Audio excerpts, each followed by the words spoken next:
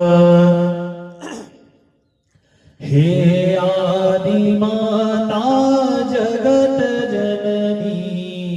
मद विलासिनी जय सदा कल्याणकारी मोक्षदायिनी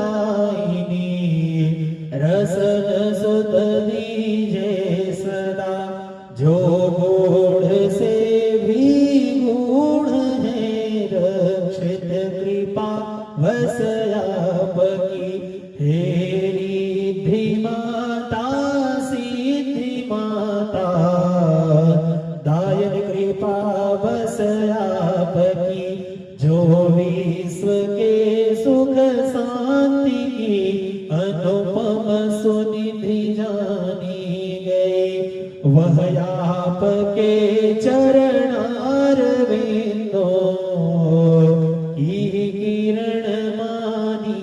गई वह आपके चरणार बिंदों की किरण जानी गई। ओम भूर्भुवस्सुः षोडश मातृका देवताभ्यां सहितस्य अधिष्ठात्री देवताभ्यां नमो नमः ध्याये ध्यानो समर्पयामि।